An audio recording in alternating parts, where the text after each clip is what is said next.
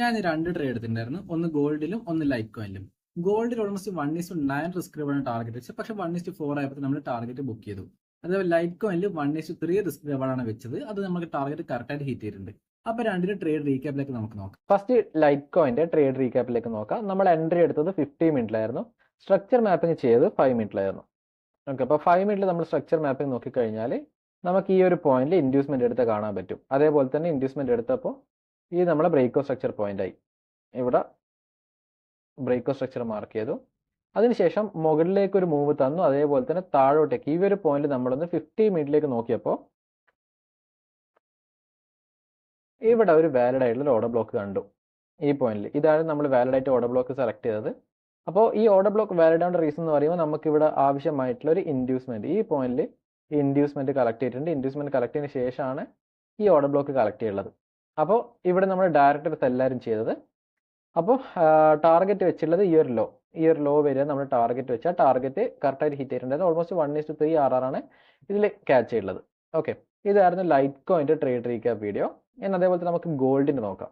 അപ്പോൾ ഇതായിരുന്നു ഗോൾഡിൽ എടുത്ത ട്രേഡ്. ഗോൾഡിൽ ഓൾമോസ്റ്റ് നിയർ ഒരു 1:9 ആണ് ടാർഗറ്റ് വെച്ചിട്ടുള്ളത്. പക്ഷെ ഒരു 1:4 ഈ ഒരു പോയിന്റ് ആയപ്പോൾ നമ്മൾ എക്സിറ്റ് അടിച്ചിട്ടുണ്ടായിരുന്നു. ഈ ഒരു ഫസ്റ്റ് ടാർഗറ്റിൽ എക്സിറ്റ് അടിച്ചിട്ടുണ്ടായിരുന്നു.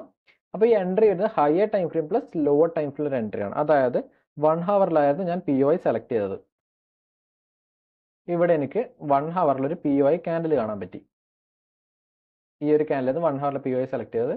ആ ഒരു ക്യാൻഡിൽ ടാപ്പ് ചെയ്യുമ്പോൾ നമ്മൾ ലോവർ ടൈം ഫ്രെയിമിലേക്ക് ഷിഫ്റ്റ് ചെയ്യും. അതായത് ഞാൻ എൻട്രി കണ്ടുപിടിച്ചത് 5 മിനിറ്റിലായിരുന്നു.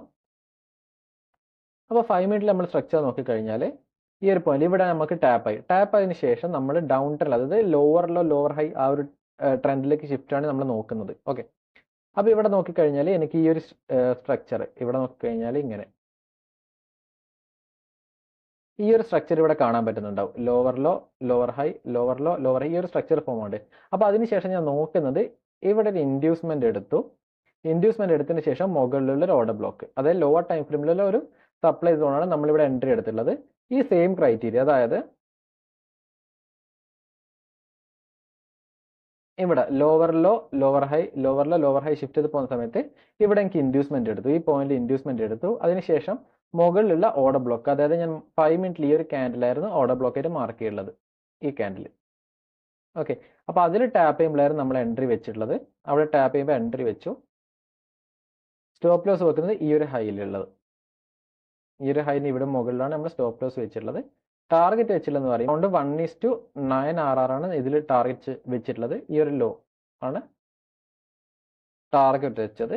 അതേപോലെ നമുക്കിവിടെ ഫസ്റ്റ് ടാർഗറ്റ് ഹിറ്റ് ആയപ്പോൾ നമ്മൾ ഇതിൽ ഇറങ്ങി വെച്ചിട്ടുണ്ട്. ഓക്കെ, ഗോൾഡിൽ ഫുൾ ടാർഗറ്റ് ഹിറ്റ് ആയിട്ടുണ്ടായിരുന്നു. പക്ഷെ നമ്മൾ 1:4 ആ ഒരു റിസ്ക് ഇവിടെ കിട്ടിയപ്പോൾ തന്നെ ഇവിടെ എക്സിറ്റ് അടിച്ചിട്ടുണ്ടായിരുന്നു. അപ്പോൾ ഇതാണ് ഗോൾഡിലും ലൈറ്റ് കോയിനിലും എൻട്രി എടുത്തതിന്റെ ലോജിക്ക്. ഒരു വാലിഡ് ഓർഡർ ബ്ലോക്കും ഇൻവാലിഡ് ഓർഡർ ബ്ലോക്കും എങ്ങനെ സ്പോട്ട് ചെയ്യണമെന്ന് പറഞ്ഞു തരണമെങ്കിൽ താഴെ കമന്റ് ചെയ്തോ, അടുത്ത വീഡിയോ പറഞ്ഞുതരാം.